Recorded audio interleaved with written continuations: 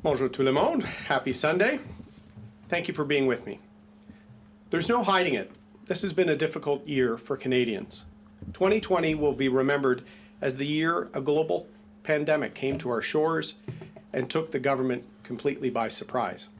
It will be remembered as a year of floor closures, rising unemployment, and uncertainty. Worse, it will be remembered as a year of grief for the nearly 12,000 Canadian families who have already lost a loved one. Cette année a été difficile pour tous, des plus jeunes aux plus âgés. On va se souvenir d'elle comme étant l'année de la pandémie qui a pris ce gouvernement par surprise. C'est une année de fermeture d'entreprises et de chômage. Mais pire encore, c'est une année triste pour presque 2000 familles canadiennes qui ont perdu un être cher. Mais les Canadiens ont montré du courage. Ils ont respecté les consignes et ont aidé les petites entreprises. Ils ont été là pour leurs amis et leurs familles. Through it all, Canadians have shown courage and fortitude. They've respected directions from our public health authorities. They've supported struggling local businesses when they could, and they've helped their neighbors to make these difficult times a bit easier. But Canadians are hurting, and they have only asked one thing of this government. One simple thing. Where is the plan? Tomorrow, Deputy Prime Minister Freeland will debut the Liberal plan for reimagining the Canadian economy. But it will not be a plan for getting Canadians back to work, and it will not be a plan for helping shuttered small businesses stay open. Because there is no plan for the economy without a plan for rapid testing and vaccines. Tomorrow, Justin Trudeau and the Liberals will not present a plan to get back to normal. Demain, quand la ministre Freeland présentera sa mise à jour de l'économie, les Canadiens vont se poser une question importante. Où est le plan? C'est la triste vérité. Sans plan pour les tests rapides et les vaccins, il n'y a pas de plan pour l'économie. Il y a des millions de Canadiens qui sont oubliés par les libéraux et ils méritent quelqu'un qui se batte pour eux. Millions of Canadians are being left behind by the incompetence of this government throughout the pandemic, and tomorrow's plan will continue to leave many of them overlooked. Over the past 11 months, Justin Trudeau has put our workers and our economy in a risky position by failing to roll out rapid tests in large numbers, and now by failing to secure vaccines. The reality is that Canada is behind the United States, the UK, the European Union, Mexico, Brazil, India, and Indonesia for vaccine procurement. That's over 2.7 billion people. Is 1/3 of the population of the planet ahead in line for a vaccine? Where is Justin Trudeau's plan? Where is the certainty that Canadians deserve? Within days, people across the United Kingdom and across the United States will start receiving vaccines. But in Canada, the Prime Minister and his Minister of Health cannot even tell Canadians how many freezers they've secured to secure the Pfizer vaccine. And the vaccine companies have been clear. They aren't shipping anything to Canada until we have a clear plan and equipment in place for the safe and effective deployment of vaccines. Right now, there is no plan for receiving vaccines. There is no plan for distributing vaccines to Canadians. There isn't even a plan of who will get the vaccine first. Frontline workers like nurses or doctors, the elderly, the vulnerable. The Trudeau government has not shared any of this with Canadians. And what happened to the CanSino deal? Why did the Trudeau government put all of their eggs in the China basket for their vaccine? Why did Trudeau trust China with our health? Where are the answers? Where is the clarity that Canadians deserve? The United Kingdom is ready to start inoculating people in the coming days, and Canada is still standing still and not even answering questions. This government looks like a deer caught in the headlights. While the Americans and the British are talking about mass vaccination throughout December and January, our government is now talking about getting Canadians vaccinated by September. Le manque de courage des libéraux à des efforts réels sur la population canadienne. Ils n'ont pas voulu se battre pour avoir des vaccins rapidement. Le résultat, alors que les Américains et les Britanniques parlent de vacciner leur population en décembre et janvier, Justin Trudeau parle de septembre prochain. 10 mois de plus d'hôpitaux en difficulté et de CHSLD à risque. 10 mois de perte d'emploi. That's 10 more months of uncertainty. 10 more months of businesses closing, mental health challenges, families remaining separated, and workers not knowing when their shifts will be canceled. 10 more months of the horrible consequences of lockdowns, from domestic violence to drug overdoses. Canadians have endured enough. Where is the competence Canadians deserve? We have experienced one mass lockdown as a country, and some parts of Canada are starting to see lockdowns again. How many more waves will Canadians have to endure in the next 10 months because of this government's incompetence? We need to get this country working again. We need to get this country healthy again. We need to show Canadians that there is a plan for the vaccine. Il est temps de remettre ce pays sur le rail. Les Canadiens méritent mieux. Ils méritent un gouvernement sérieux et compétent. Ils méritent un plan. Canadians deserve certainty, clarity, and competence from their government. Any questions? We'll now go to questions, starting with questions on the phone. Quick reminder, as usual, one question, one follow-up. Nous allons maintenant prendre les questions, commençons par les questions au téléphone. Un rappel, une question suivie. Today we have 6 questions. Aujourd'hui, nous aurons 6 questions avec suivi. Operator, do we have a first question? Thank you. The first question is from Althea Raj of the Off Post Canada. Please proceed. Hi. Thank you very much for taking my question. Good morning. I want to switch gears just slightly. On Tuesday will mark the first 100 days of your tenure as Conservative leader. Can you explain what were the first things that were important to you that you wanted to accomplish, and how you feel that you have accomplished them, if you feel that you have?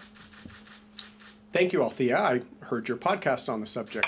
I believe we're accomplishing them because my main goal is that in the next election, I want more Canadians waking up that morning and seeing a Conservative staring at them in the mirror.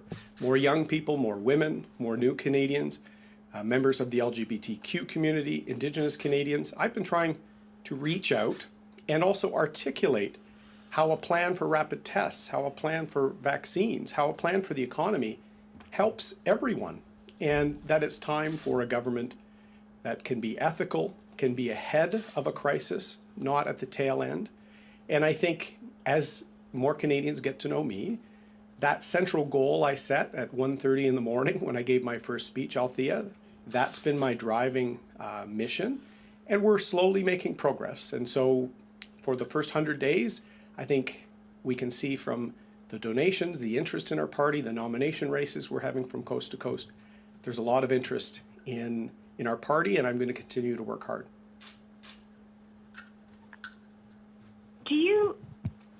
What particular challenges do you feel you face at this time? And I'm going to say, for me, I find it, sometimes I find you quite aggressive, and I wonder if there is, it's obviously not normal times, but how you balance, your role as an opposition. At the same time, you said you want to propose things. What challenges do you feel that you face in accomplishing that goal? Well, the biggest challenge I faced was when I brought COVID into my home as a brand new leader. Obviously, that was something very stressful for our family. But there is a challenge inherent in being opposition. My wife has often commented, you have to do more than just oppose. You have to seem optimistic and hopeful for our country, which I am. I want us to do better on rapid tests or on vaccines. I believe in this country and its people, and I think we can tackle all challenges while letting more families have the opportunity to work, provide for their families. So that's an inherent challenge with opposition. But I've said from the start, we're not just going to oppose, we're going to propose, which is why I asked for the call with the Prime Minister on Friday to propose some solutions to improve our relations with the United States, to support the passage of the Keystone XL pipeline. You're going to see a very serious approach to policy for the well-being of Canadians. Operator, next question. Thank you. The next question is from Andrew Lawton of the True North. Please proceed. Good morning, Mr. O'Toole. In the last week, we've had a pastor, an Ontario legislator, and numerous other Canadians ticketed for attending anti-lockdown protests across the country. And I'm wondering what your thought is on these actions by law enforcement officials and by provincial governments. Well, as you know, I think it's important for all Canadians to heed the advice of public health authorities. I mentioned that in my remarks here, Andrew. I think that that's one of the accomplishments that Canadians can be proud of over the last 10, 11 months. Our country has rallied around some of the advice from public health officials, from elected officials, and we must continue to do that. At the same time, I've also said we need to give Canadians even more information. I've been asking the Prime Minister this. I suggested this to Dr. Tam in one of my briefings. We need to allow Canadians to make even smarter decisions. Where are transmissions taking place so that they can guard themselves? We've now practiced distancing, mask usage, hand washing, and other things, which were the early direction in the pandemic. We need to equip and trust Canadians with more information on that transmission point, because that will allow us to keep potentially more economic activity going. That will allow Canadians to be even more prepared to avoid the transmission risk in certain circumstances. And I appreciated that Dr. Tam took my question, my advice, and I would like to see that more common, because I think Canadians need more information, not less. You mentioned a lack of plan on the part of the Prime Minister for getting vaccines. If you were Prime Minister right now, what would you have done that would put Canada higher up on the list for vaccine receipt? Well, I would not have put all our eggs in the basket of China.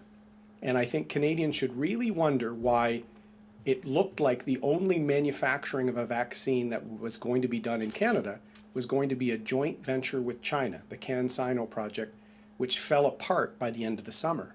And if you look at the timeline, that's when Canada started getting serious with Pfizer, Moderna, the other options. So that's very concerning that in the midst of a pandemic where we had already had early questions about the transparency of China, that the Trudeau government was willing to almost double down on partnering with China for a vaccine. That failed, and I think that's why we are late. When the Minister of Health, over hours of questioning, won't even answer simple questions about when did we start procuring freezers, or have we, that should concern Canadians. We're not prepared because of the incompetence of this government. Operator, next question. Thank you. The next question is from Mike Blanchfield of the Canadian Press. Please proceed. Thanks for taking our questions, Mr. O'Toole. Following up on what you just said about the CanSino deal, do you think there are other options that the government could have pursued before that? I mean, we've just heard from the Moderna chairman was on a television program just a little while ago saying that, Canada moved early to get its orders in with his company. He said and that they actually, they did it when they were less sure when the efficacy of what they were doing was less certain.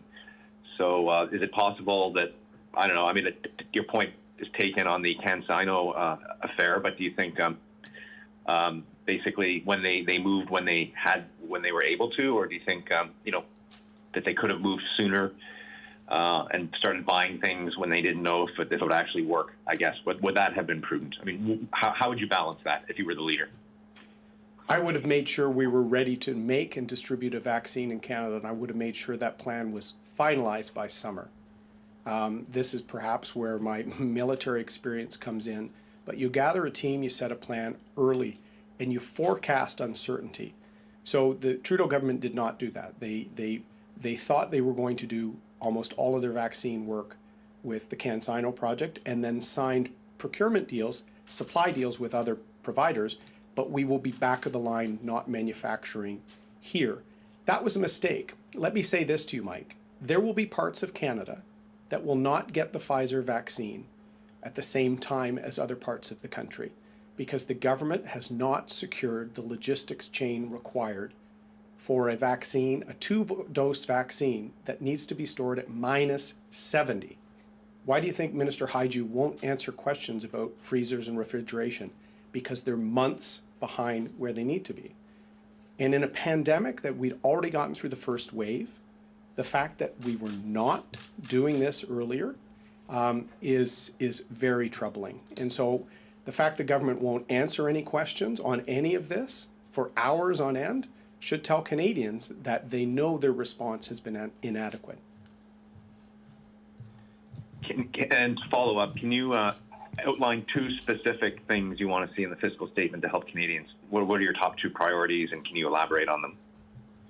My top priority is a plan for vaccines. There is no plan for the economy if we don't have rapid testing and vaccines as swiftly as possible. We're already seeing small businesses teetering on the edge. That is leading to this uncertainty and this concern out there about the well-being of tens of thousands of Canadian families that have invested everything in their restaurant or in their their auto shop or a range of small businesses that are close to bankruptcy.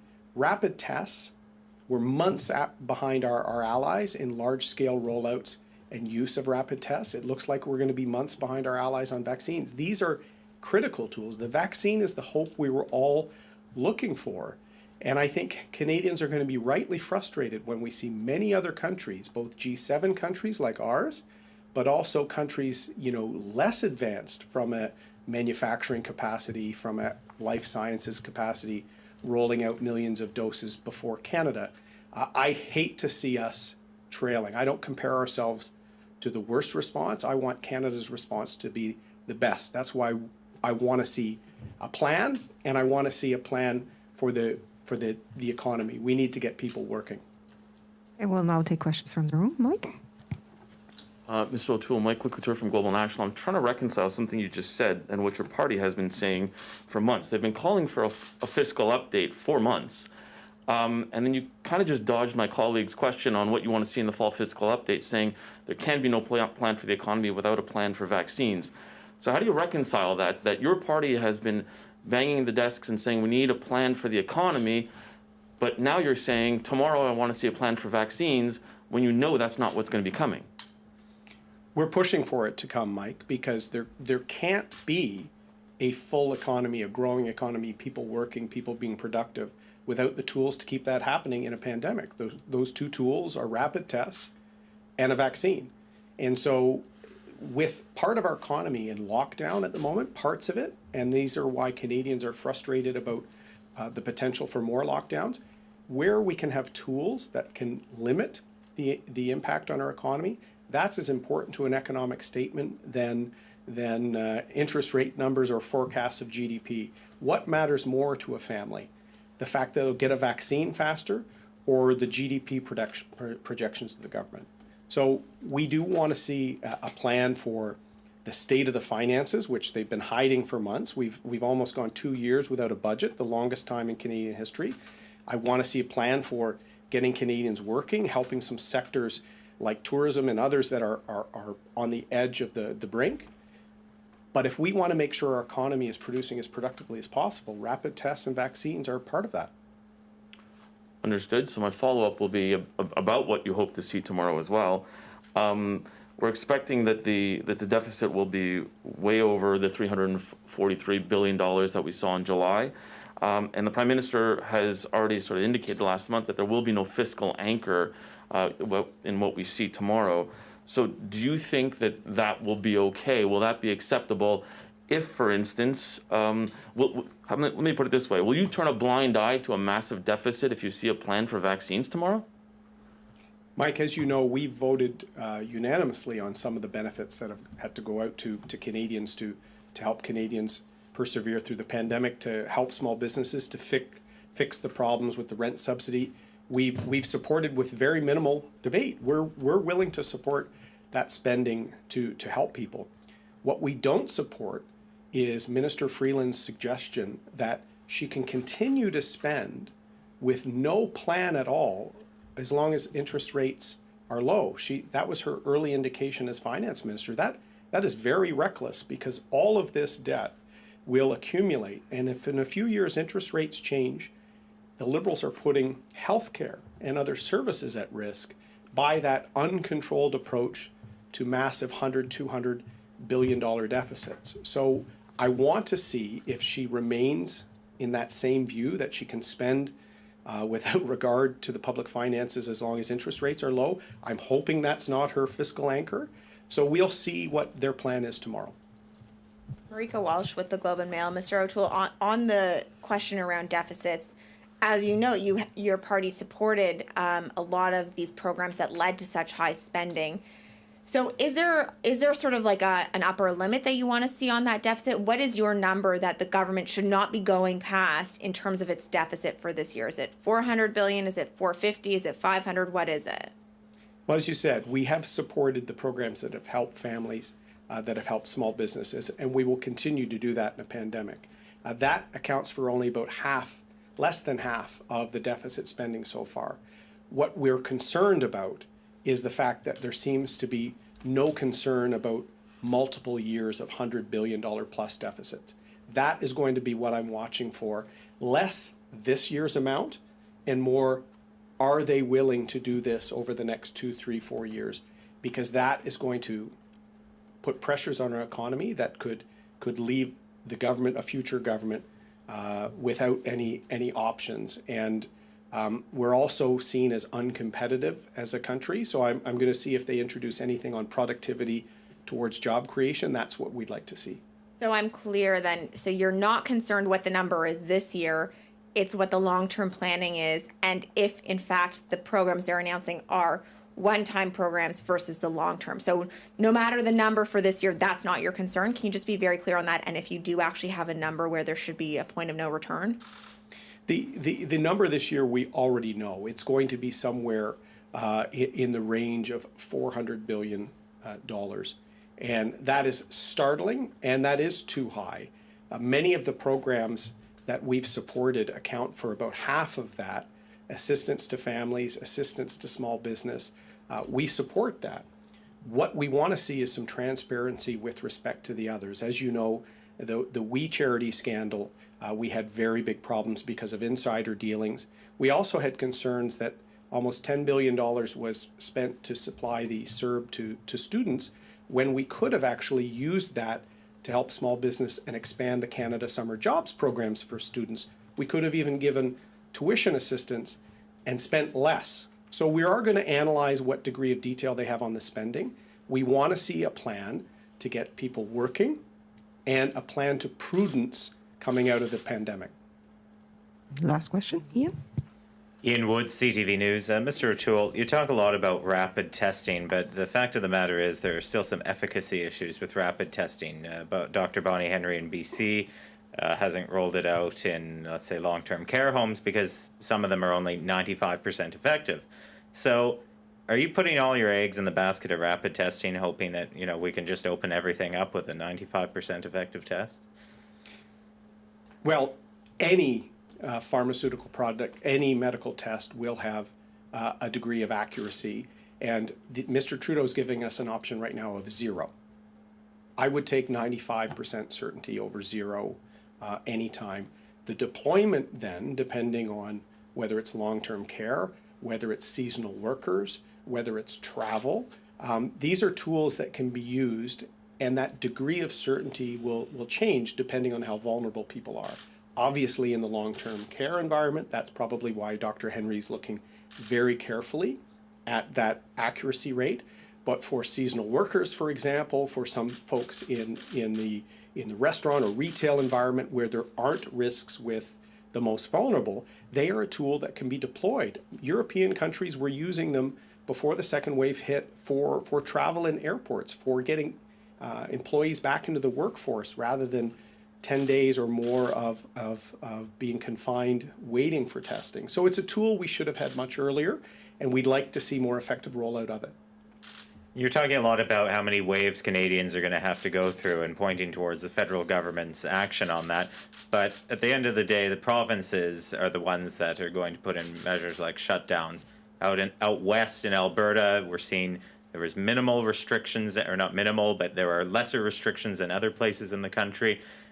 If you were Prime Minister, would you take the hard step that, say, jurisdictions like Melbourne and Australia have taken and done a full, complete shutdown to snuff out the virus for? No, I would do the job the federal government of Mr. Trudeau has not been doing, which is rolling out the tools the provinces need to make the best decisions for their economies. I think the provinces early on, because of failures on the border, on really briefing Canadians on the risks of coronavirus in February and early March, a lot of provinces had to deal with slower starts. We had a PPE shortage because of the federal government sending PPE to China, not taking the coronavirus seriously at the beginning. What we need now is to give them tools like rapid testing, like vaccines, faster, so that we don't see a potential spring wave. And because we may not have large-scale inoculations taking place until Mr. Trudeau suggested next summer, we could see Canada in a third wave when other countries are inoculating and having herd immunity before that. So this is why we're going to continue to push.